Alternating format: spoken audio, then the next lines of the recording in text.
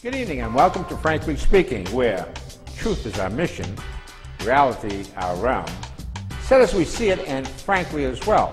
3,000 but it's the next iteration of an existing system. But it's a design, it's not manufacturing anything. I think there should be, there are restrictions. You have to be licensed to carry a weapon. Addiction, and I think that if we took a more compassionate approach, we might find more of a solution. Radical swing of the pendulum. Now we're, it's more liberal, more progressive, more. It's time for us to honor those folks who, send comments to it.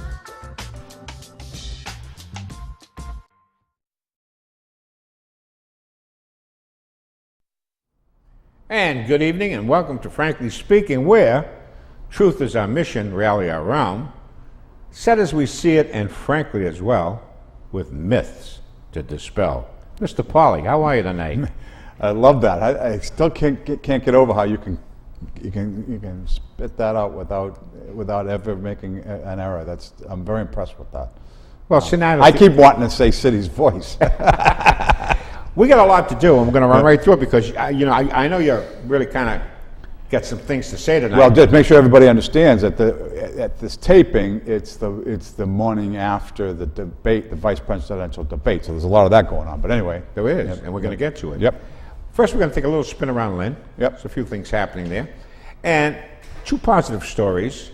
And I want to get into another area that you're up on. I'm really not that adept, but there's been an improvement over the last 2 years relative to MCAS scores in the city of Lynn, which is quite good. Yep. It's gone from, I don't know why people use these phrases, CPI, which is Composite Performance Index. Have you any idea what that means? No, but I can just guess that it's a broad metric that shows in the aggregate a change from one period to the next. Very good, yeah. Paul.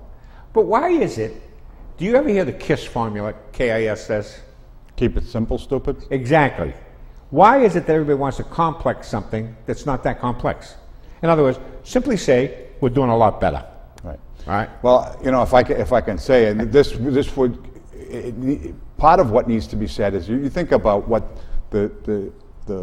for example, in Lynn, the Lynn school system is a behemoth of an enterprise, right? I mean, exactly. It's got, I don't know how many employees, how many teachers, how many students, all that kind of stuff. And then you have the state telling them what to do.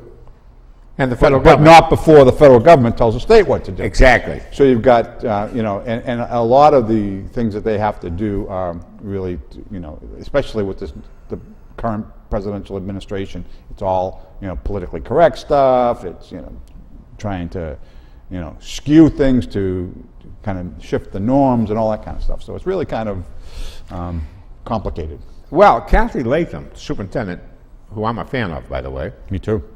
Can I tell you a great Kathy Latham story? So, I haven't been on the city council since 2010, I guess, right? 6, 7, 8, 9, 10, no, 11 was the end of it. But I have her cell phone number because I used to call from time to time when I was on there. I bumped into a guy at the Capitol Diner, a guy that works there, and his oldest boy, 8 years old, was going to one school, and his youngest boy, 5 years old, was getting ready to go into kindergarten. And for whatever reason, the school department wouldn't allow the 5-year-old to go to the same school as the 8-year-old. And as you can imagine, that creates all kinds of complications, just everyday life, getting the kids off to school and all that kind of stuff. But more importantly, the brothers should be kind of together. So I called Dr. Latham, just asked if she could do me a favor and help me with this thing, right? And I figured, generally what happens is, let me get back to you and all that kind of stuff. She says, wait right there. She went into the system. She said, what's the name? We're having trouble because there was a hyphenated last name. So we finally figured it out. And then she says, it's done. That was it? She said, you're all set. So I tell them, I tell the father, I said, no problem. Everything should be fine. And a month later, when the registration happened, it was, typical bureaucracy. You go into the system and they, oh no, this one has to go there and that one has to go there. There's nothing we can do about it, So the father gets a little upset. So he calls me and called Dr. Latham and says, I hate to bother you, but they didn't get the message or whatever. She said, I'll call you right back. Within a matter of a half an hour, it was all taken care of. I called him. The administrator was like, oh, never mind, here you go, and everything's all set. Then I get a picture from this guy on first day of school, a picture of, what are the names? Eduardo and James, right? The two boys. Eduardo is the 5-year-old and James is the 8-year-old. Or maybe, I'm sorry, I might have that backwards. Anyway, cute picture of them on the stairs getting ready to go to school. I texted it to Dr. Latham, made her day. And I'll tell you what, she, and I said this to her when this was all going on, I said that one of the best things that the city of Lynn ever did was putting her in charge of the kids, because she really cares about the kids. And that to me means everything. Wow, here's another thing. I mean, that CPI thing with that composite performance index, apparently was at 10.8 and it's dropped down to 6.4, which is a pretty nice drop. I don't know exactly what that all means, but apparently it's moving towards 0, right? And what's important about it is that the superintendent, she said, the positive results were obtained easily and credited the hard work of the instructors, the students, and effective curriculum. Right. So she doesn't take the bows. She gave them to the others. Well, if I could just add something to that. And I know this because I'm on the Lynn Tech Alumni Association, but during the last school year, there was a program where the kids could choose, I don't know, maybe they were kind of pushed to do this, but they had a Saturday morning MCAS preparation class over and above the regular school stuff. In the Alumni Association, we donated snacks and waters and stuff like that to, kind of entice the kids to come or whatever. But doing things like that, I think, makes a big difference, don't you think?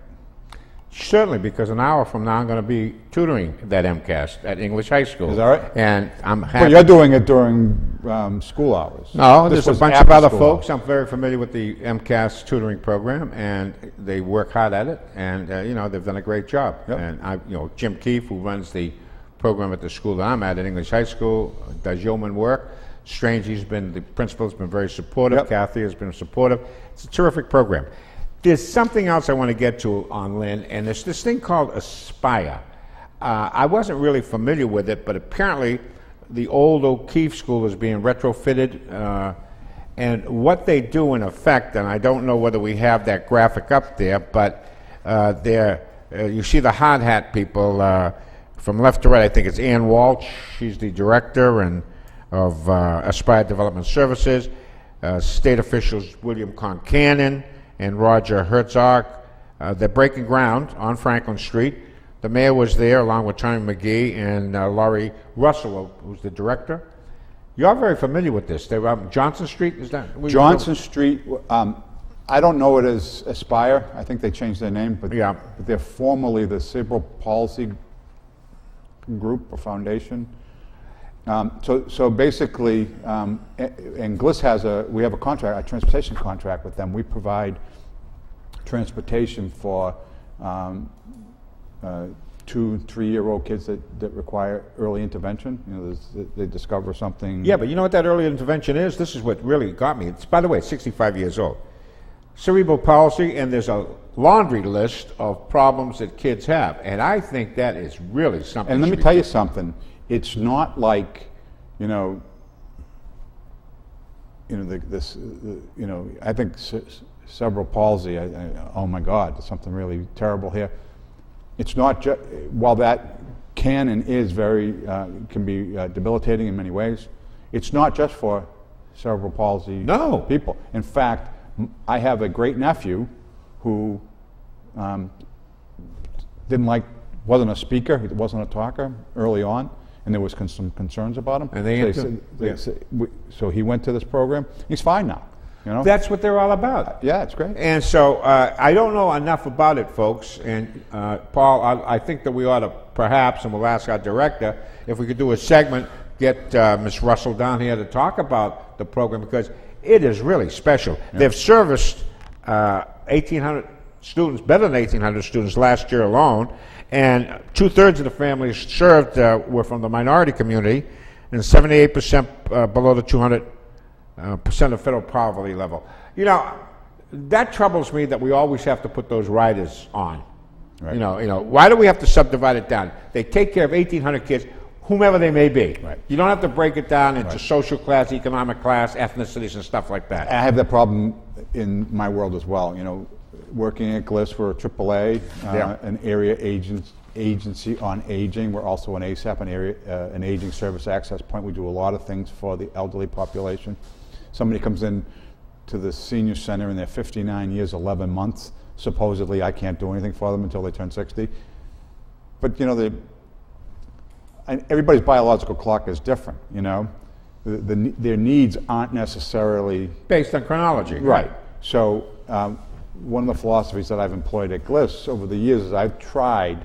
You know, you got to deal with the rules. You got to play within the certain boundaries. Which we take a population health kind of perspective on things.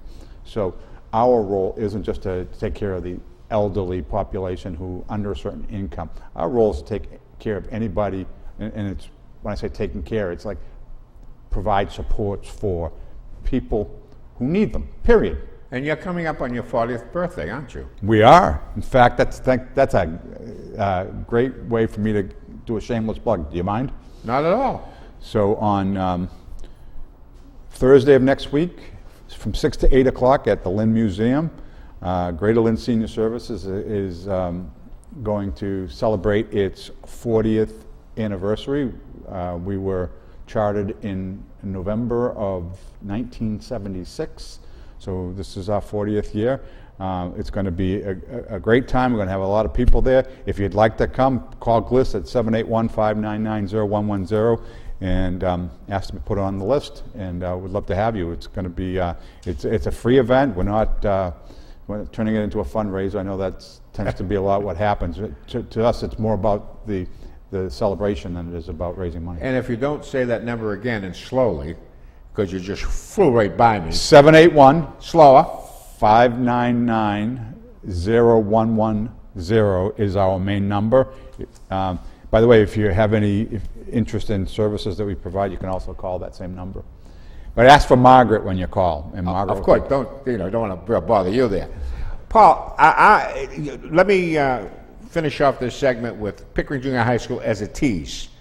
There's a plan to build a new Pickering Junior High School. Now, does that include Sisson at the same time? Because they're like joined at the hip, or is it just Pickering? Well, I've been asking around trying to get some background on this thing, and I don't know that I have the answer to that question, but what I can tell you is that they have determined, based on the census, the classroom census at this point, that by 2020, they are going to be, with the current classrooms that they have now, they're going to be 1,800 seats short at the elementary school level. So they've got a big challenge ahead of them. I'm sorry. The elementary schools are filling up so fast that by 2020 they're going to need 1,800 more go ahead. middle school seats. But part of that has that they have so many special classes that they've introduced that have 5-6 students that are eating up space. So some of the programs they have, a lot. Some of it is structural. Yeah, I mean, because I suppose the you gotta think about the total universe population, though expanding, has not expanded at that rate. I know last week you mentioned that we went to 15,000 students. 16,000. 16,000 for what, 13, did you say? Yeah, when I first started on the council 10 So years over ago. a 10-year period of time, you're saying that even though the total population of the city of Lynn has stayed stable, there's been a spike. The total in known school- population in the city of Lynn. known population. Right. So you're suggesting that we have what is known as undocumented, otherwise known as illegal. Right. Okay. Now, I want to go around the 6th district here. This is a quick new segment that I've Sixth added. district, which is the Congressional District. The Congressional District, right. That's represented by Seth Seth Moulton. Moulton, Yeah. Democrat from Salem. And what was fascinating is that there's a really nice picture that I put up of Seth. He looks professional, and the caption is "No Obama," no to Obama.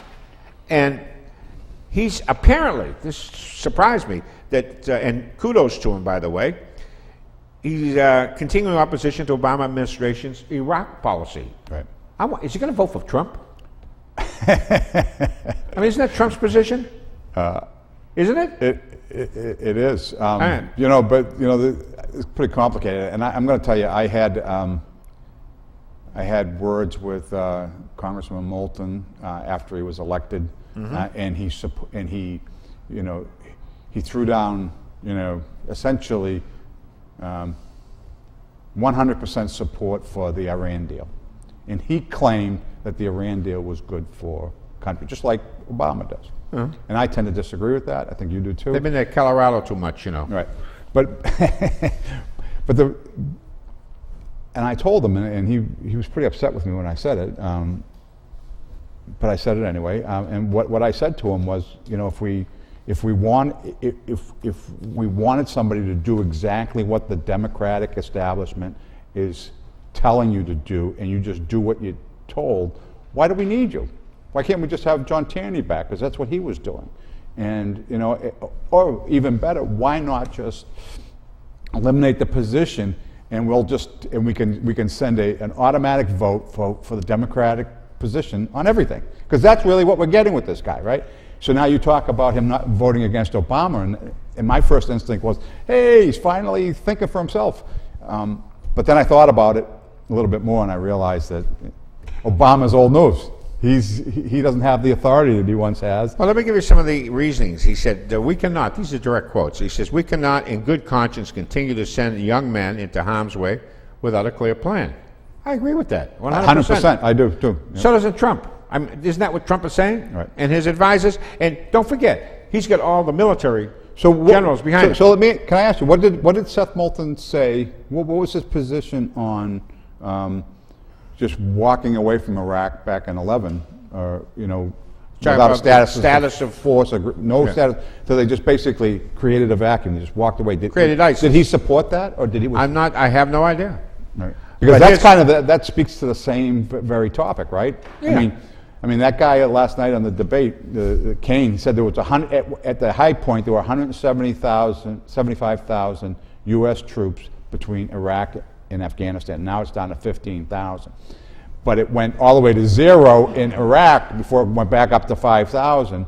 And the reason it's if they had left the 10,000 there, they probably would have it down to 5,000, but we wouldn't have all of this trouble. We wouldn't have ISIS, number one. And number two, anybody that believes that those 5,000 troops currently, which is probably more, in Iraq, because it's a stealth. This war. is the Vietnam War. War. They're called advisors, right? Yeah. Remember that back in the Vietnam War, they called them advisors? Well, yeah, because they didn't want to admit that they were at war. Well, they put an amendment to the Second Amendment to the Constitution in which they restricted gun use. You buy that? You put soldiers over there without guns? You buy that? They did that? No. But what I'm saying is, I mean, that's effectively what they're trying to tell you. Right. These guys are advisors, therefore don't shoot. Right, yeah. If they're being shot at, they can't shoot back. Is that what you're trying to tell me? I mean, you know, it's insane. So let's go further with what Mr. Moulton, Representative Moulton had to say. He said, but what we urgently need is a political plan that we don't have to send our troops back again and again and again to deal with ISIS. He called it a political plan? 2-0. What? He called it a political. We need a political I'll read it to you. But what we urgently need, talking about contemporaneously, is a political plan so that we don't have to send our troops back again and again to deal with ISIS. Now, they wouldn't have had to deal with ISIS to start with if they did the right thing in the first place. I agree with that. But I have to say that, I hope he's just mistaken, because to me, when somebody says that it has to be a political plan, what he's saying is, how can we do it and mislead the American public so we can get away with it? That's a political plan, don't you think? Absolutely. A strategic military plan is what they need, one that has a clear goal and a solution attached to it. Well, he opposes General Joseph Dunford, who's the Marine Corps, whatever, chairman of the Joint Chiefs of Staff, who recommended deployment of additional troops, he says that's a wrong move. Right. Okay, and this is what he says. He says, I, in quotes, I've released a plan that I believe should guide our political strategy in Iraq. I haven't seen it. Have you seen it? Why is he talking political strategy? I don't know. He's a veteran of the war. What was he, a colonel? Captain. Okay. I mean, why develop to me, creating a political strategy is trying to pull off, something that people don't want you to do in a way that they don't realize you're doing it. That's a political solution. Paul, when you go to the Kennedy School of Government, you come up with these ideas. You understand me? I mean, that is the mindset of the Kennedy School of Government and the academics and the elitists and the politicians. Well, and that's instead of going to the War College and saying, folks, we got a problem here, let's cut the head of the snake. And how many times have we heard over the years, and I don't want to get too far afield here, but of Barack Obama, Hillary Clinton making political decisions for their own existential threats. In other words, not for the people in harm's way, but for their political careers. I mean, what happened in 2012 with the Benghazi thing, everything was thrown under the rug. They pretended, they stonewalled, they did all. That was a political strategy to get through the election. Paul, and they have not mentioned, we've had two major debates, correct? One president, one vice president. And I haven't heard the word Benghazi in either one of them. That's right. So that's another issue. I want to talk about taxes, Paul. No taxation without representation, huh? Isn't that what we founded this country? Isn't that why we revolted and became the United States of America? Yep. Okay. And the old "Don't Tread on Me," that wonderful banner. So, what is a tax? Well, a tax is a financial charge or other levy imposed upon a taxpayer, an individual or legal entity, by a state or a functional equivalent of a state to fund various public expenditures. A failure to pay or evasion or resistance to taxation is usually punishable by law. Not if you happen to be a Clinton, however. Right. Taxes consist of direct and indirect taxes. Notice that. Taxes consist of direct and indirect taxes and may be paid in money or, I never knew this, equivalent hard labor. So, there is this thing that the New York Times printed illegally, by the way, because you're not allowed to do this, back in 1995, 3 pages of Donald Trump's tax returns in which he took a $900 billion million, 900. Call it a billion, round it up to a billion, which you're entitled to do. And by the way, Warren Buffett did it 2 years ago on a greater number, and the New York Times themselves did it, and so did the Clintons. Go ahead. Joe, I did it. You did it too? Excuse me. I must be an irredeemable, deplorable person because I took a loss carry forward. Mm-hmm. I mean, I had one. I'm going to take it because I'm entitled to it, right? Yeah. Give the information to my tax accountant, and he fills out the form and puts it on there. I got to say about this, if you want to. Before you go there, I want to say one thing out here. Okay. To these folks out there, I want someone out there to tell me whether you like paying your taxes and whether you won't do anything under the sun to pay less. Do you know anybody that wants to pay more? Anything under the sun that's legal. I understand that. There's a difference between avoidance, which is legal, and evasion, which is illegal. And, using net operating loss carry forwards and carry backs is legal. It's since 1918, by the way. By the way, Henry Ford went bankrupt. Steve Jobs went bankrupt. Okay? Right. Let's talk about all the people who went bankrupt. And the key is they came back and created great companies, great corporations that hired people. And the indirect taxes that came out of that from employing people, from paying real estate tax, from paying compensation tax, there's a whole slew of taxes that that Trump Enterprises or Warren Buffett or any corporation pays over and above the direct income tax, correct? Right. Now, this is the cool part about this whole story that was in was it the New York Times that said it or whatever? Yeah, who took a loss themselves. So they basically said that it's possible that he didn't pay taxes for up to 18 years, because the law says if you have a net operating loss, you can take it in the year you have it, or you can go back 3 years, or you can go forward 15. So there's the 18-year time frame. So what they're saying is that Donald Trump lost $1 billion approximately in 1995, and potentially didn't make enough money in the other 18 years to cover that. Yet he went from being close to bankruptcy in 1995 to being worth anywhere from, the naysayers will say he's $4 billion to $10 billion. How do you get from $4 to $10 billion worth of net worth after being bankrupt in 1995 if you weren't paying any taxes and losing money every year? You can't.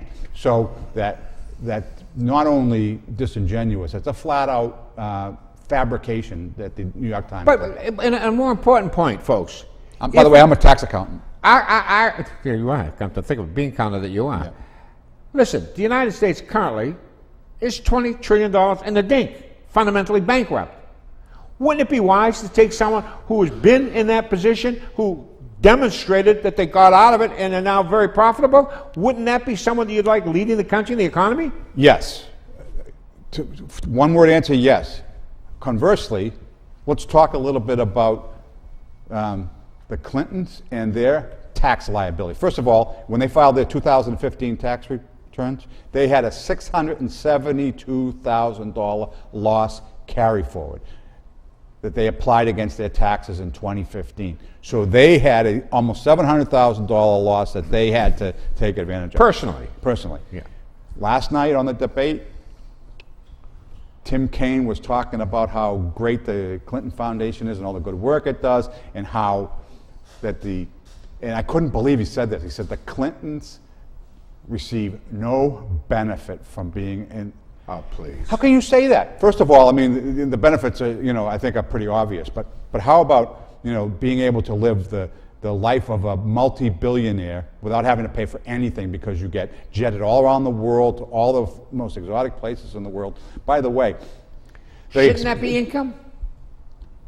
Yes. Is it income? It can be considered income if you have a personal benefit from something that you at least have to ask the question: is what you're doing benefiting the organization you're operating for or not? And being jetted around, I mean, look, we're talking about tens of millions of dollars that they from the foundation. So their P&L, profit and loss for 1 year, I don't know which year it was about $91 million. Yeah. 41 million of it was payroll, and 50 million of it was listed as other. Other is more than half of the expenses, which means that's all the airfare, that's all the parties, things that they don't want to list because they don't want people to know what they're actually doing with it. I've been a tax accountant since I was 16 years old. I mean, I don't do it professionally like I used to, but I've been a tax accountant for a very long period of time. When you list a P&L for a business, the other category or miscellaneous category is always like this. If it's bigger than, like let's just say you have $100,000 in income and you have $90,000 in expenses, right?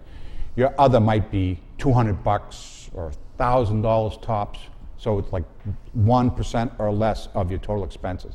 And the government wants to know the details. Because if that other happens to be,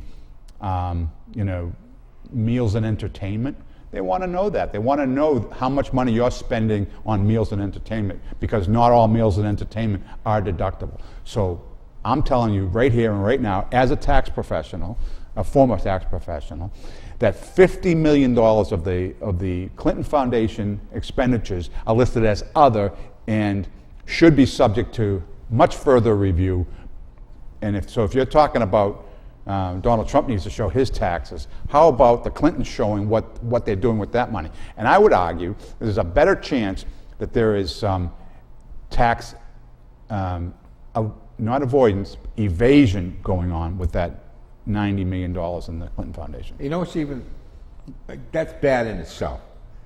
But folks, There's so much more too, yeah. the Clinton Foundation, less than 10% of what they raise even goes to charity. And Tim Kaine last night tried to say that they were the paradigm of charities, better than the Red Cross. You know, the Red Cross is no great charity either. The Red Cross, I mean, my mother's house caught on fire back in 1985, all right? And the Red Cross showed up. And I remember being there, getting there after the fire, and they said, whatever you need, we're here for you. Talking to my mother, I said, Mom, the Red Cross is here. They said, whatever we need, we're here for you. She says, don't go near them because they send you a bill. They don't come to give the charity from all the money they collect. They come and say that they're there to help, and then they send you a bill.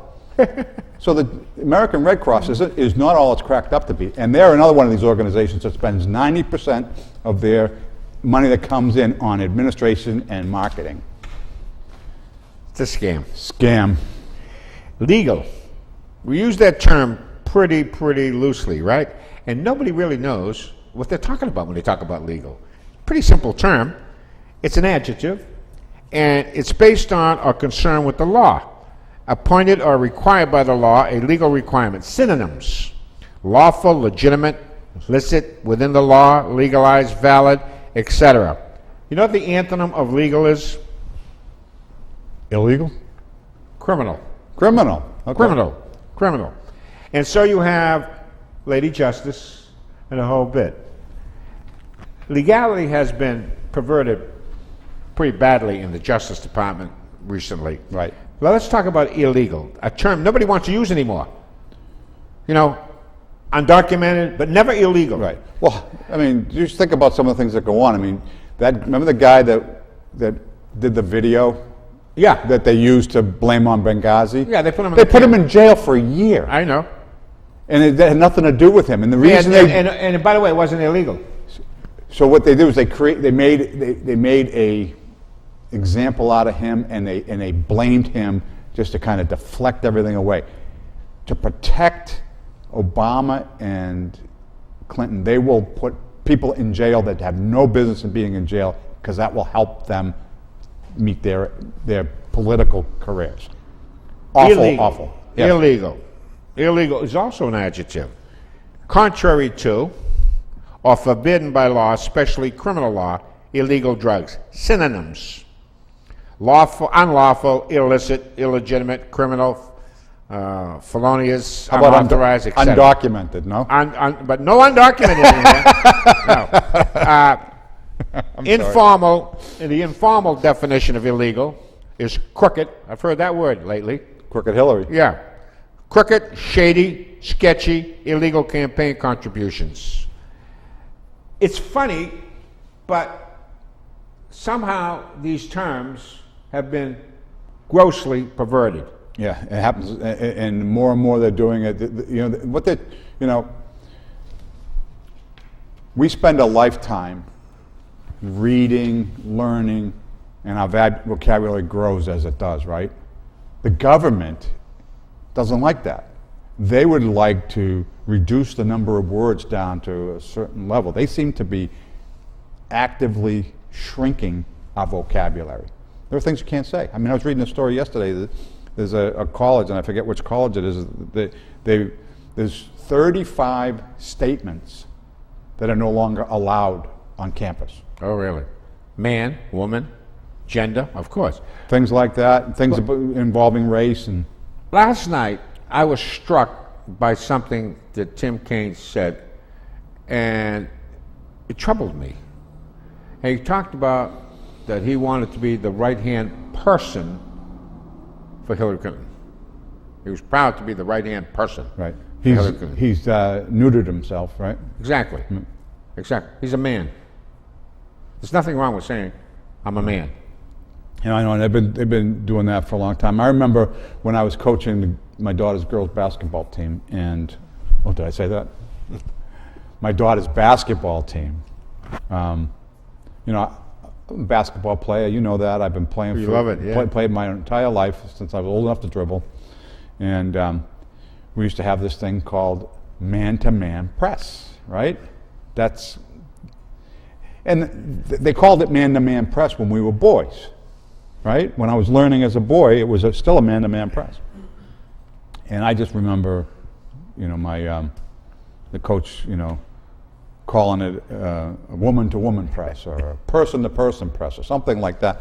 And I was just like, do we really need to go there? I mean, what's wrong with, you know, I mean, is it... The point is nothing's wrong with it, Paul, and we've gone into the silly season. I mean, this country is become silly when we can't say things. We can't say the person is nuts. Nuts is a perfectly good expression that defines a person that's out of their trees, right? No, they have to be mentally challenged or something of that. Well, you know, another one that's come up that, you know, as a recovering alcoholic, I feel pretty passionate about this. You know, and I understand why they're doing it, but, you know, substance abuse is the term that was acceptable for a very long period of time. Yeah.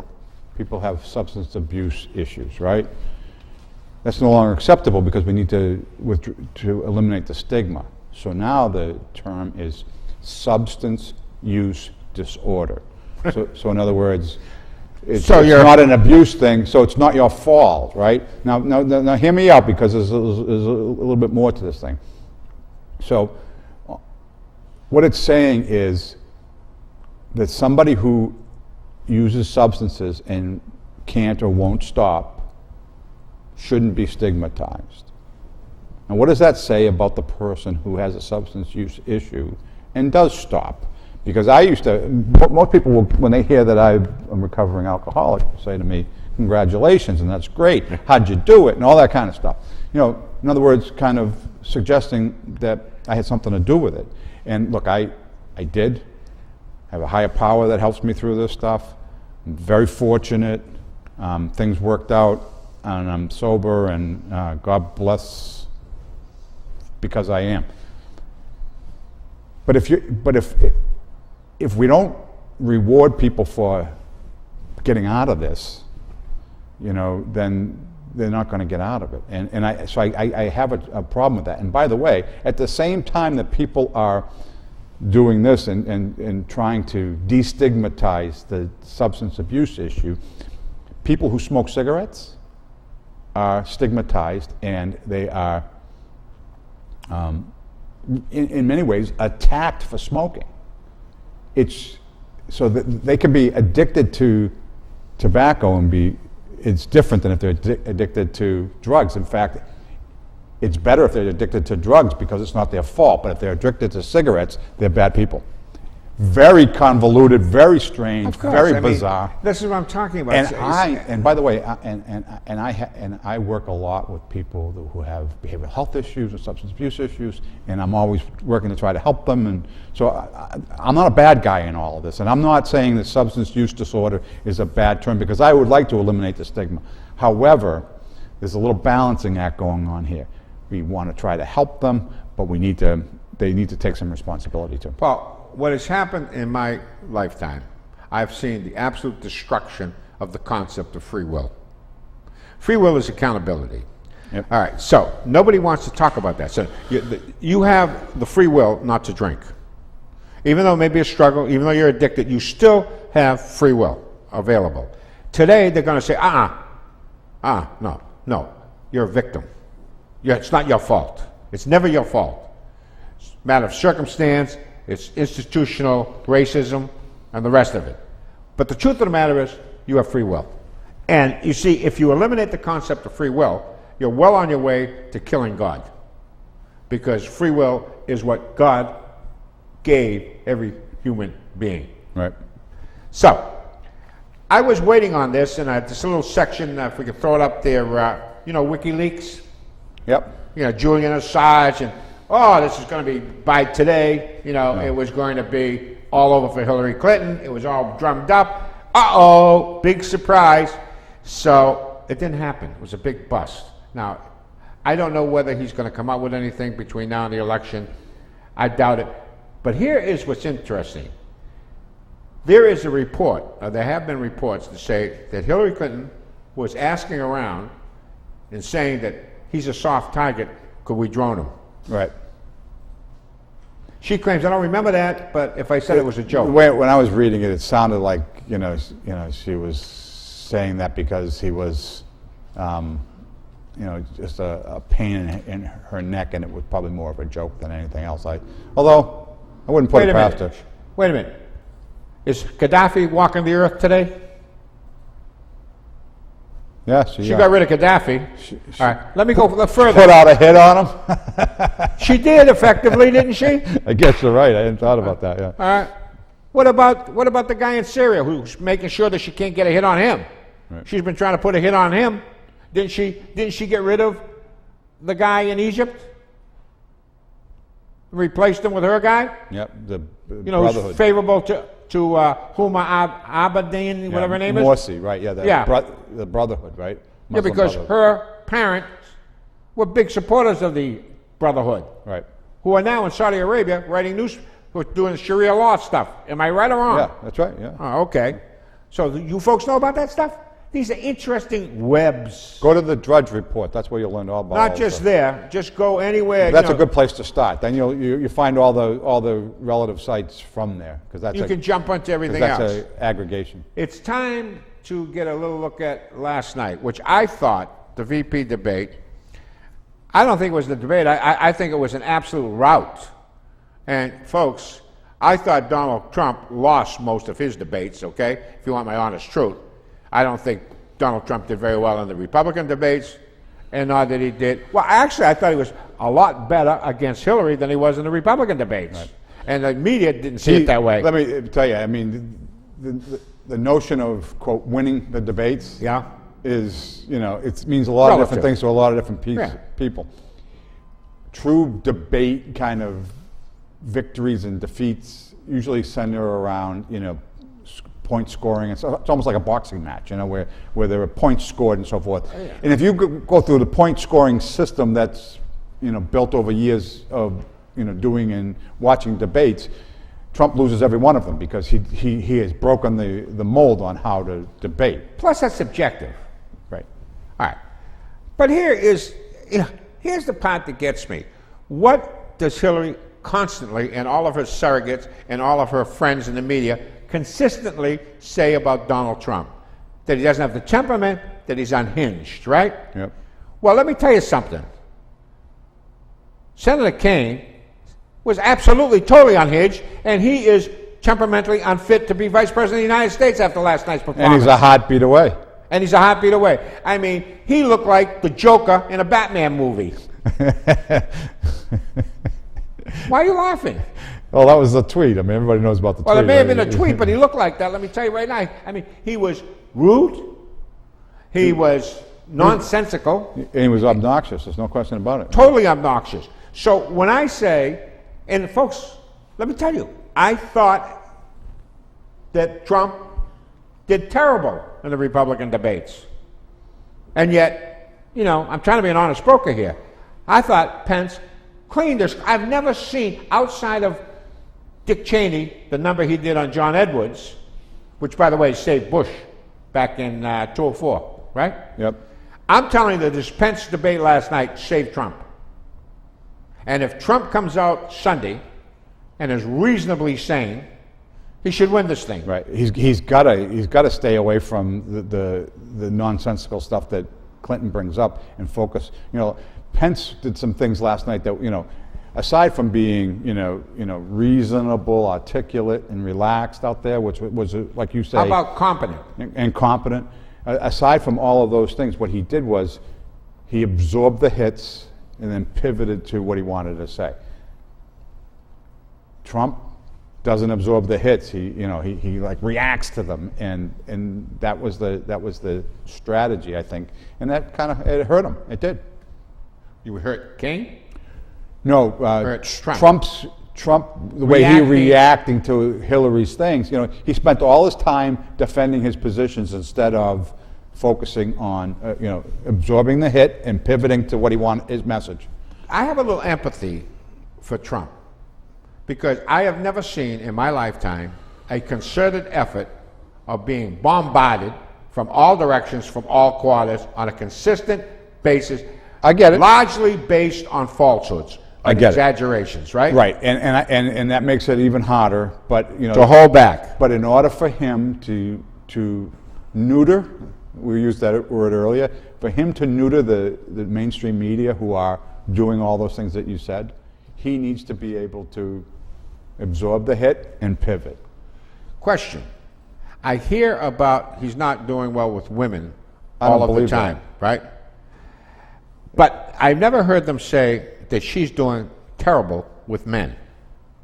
It's a rigged system. There is, even Fox News, which everybody that doesn't watch Fox believes that Fox is is conservative. Megyn Kelly and Dina Perino, both of them have shares in Gillette because they get their little raises out there and they're chipping away. I get it. I guess that's Trump my all of point. the time. So people who don't watch Fox News will say that Fox News is a radical, extreme right, and all that kind of stuff. But they're more mainstream, especially now. They may be a little bit more reasonable and fair and balanced, as they say. But by and large, they're not interested in Trump either. The best thing about Donald Trump is that he is anti-establishment, and you know what we need? Anti-establishment. Please God. Paul, there is not one CEO, not one of the Fortune 500 companies that's supporting Trump. Right, and that means that they're all supporting Clinton, which means that they don't have.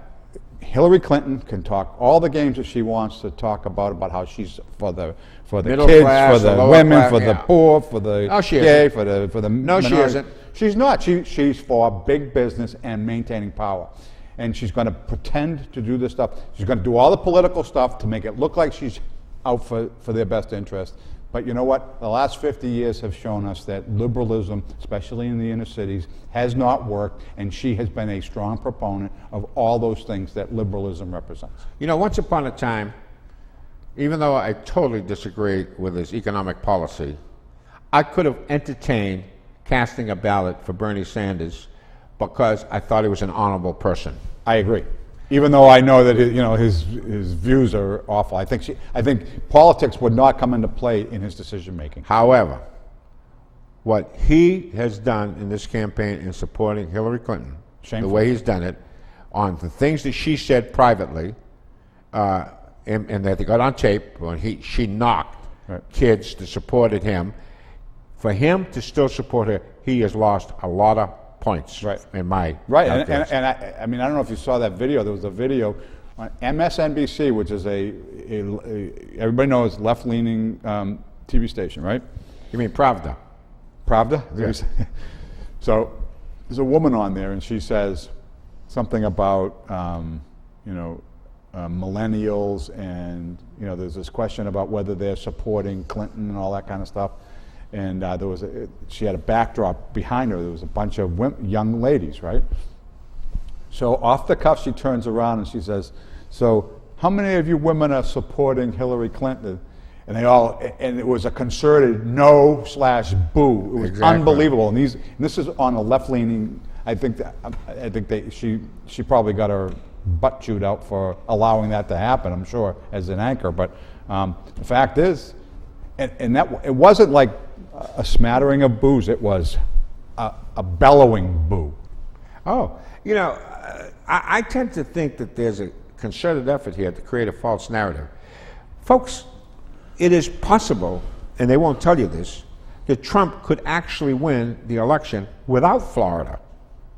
There is, and it's not implausible, but they try to make Florida, and by the way... And he's not even out of the running in Florida. Oh, no, the greatest thing that's going to help Trump is a hurricane. You think? Oh, yeah. The hurricane hits Florida. It's going to hit southern Florida harder than it's going to hit the other parts. And where is he weakest? Isn't that what helped Obama in 12?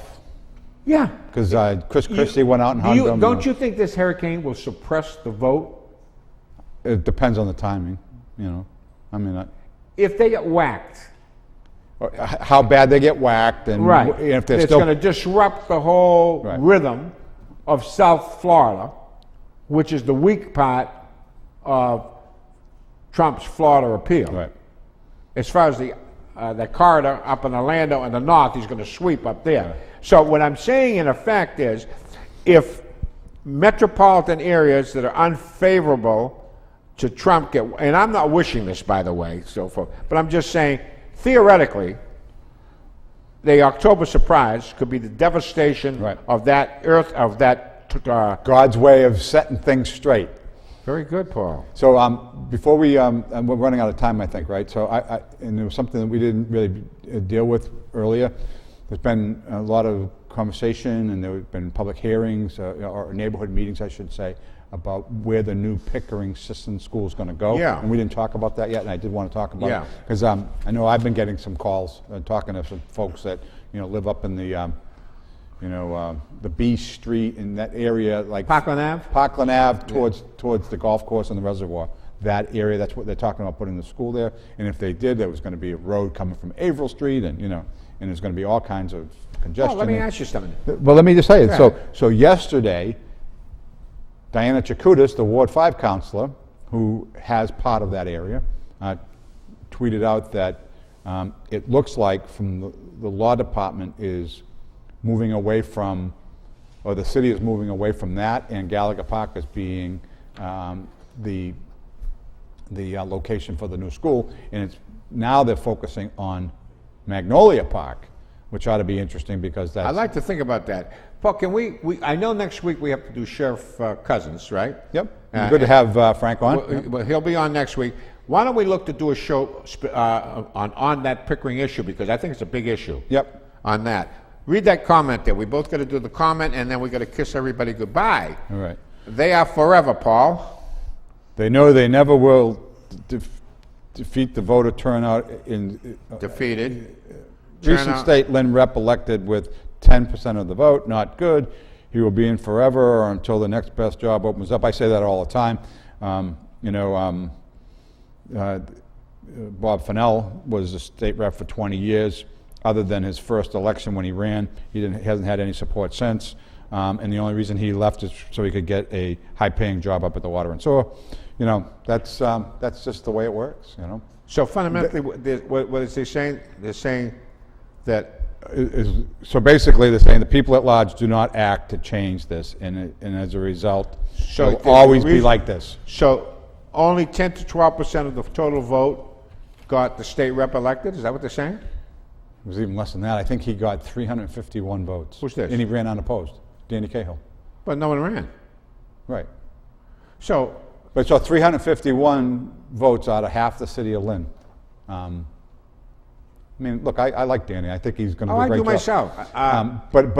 But the reality is that, and you were talking about this last week, and I think that was what our commenter was reflecting. You talk about, the paper said that there are 7 candidates for mayor potentially, Yeah. and if Tom McGee decides he's going to run, everybody will clear the field for him and all that kind of stuff. Which it's not us as voters that decide elections. It's the inside game that decides. Well, we had a mayor that was never elected. The only time he ran for real was defeated. He You're ran talking about Chip unopposed. Clancy. Yeah. He ran unopposed twice, and then his third. he Unopposed lost. twice, and when he finally ran against somebody, he lost. Yeah. That's, And by the way, 25 years before that, he lost to Marino, didn't he? he did. Or was it? Interesting little points here, Paul. Pickering, 2 weeks from now, we'll do a work on that. Yep. Next week, folks, it's going to be Sheriff Cousins, which I'm fascinated to understand why we're doing the show with Sheriff Cousins to start with, because he's went into retirement, He's didn't a great guy, so it would be nice to hear Yeah. a little bit more about what goes on up there, and maybe he can tell us. But by the way, who he likes. to answer your question that you put to us a couple of weeks ago, it was Sheriff Charlie Reardon that preceded Sheriff Cousins. So Sheriff Cousins beat Reardon in an election? That was what I was wondering. Yeah, So I'm pretty sure. Okay, so Reardon was the Democrat, and Cousins says, "I'm going to run against you," and he Was a ran against him Republican. and beat him. But Sheriff ran into some ethical problems, real or imaginary. Who? Reardon? Reardon did, yeah. Yeah. He's a decent guy. I like Charlie a lot, so who knows. Anyway, Sheriff Cousins next week. Pickering thereafter. We'll take a spin around Lynn, spin around the district, a spin around the country with Paul Crowley. And by the way, your 40th, congratulations. Yeah, don't forget, October 13th, 6 o'clock at the museum. Be there. For all of us here at Lynn TV, have a great week.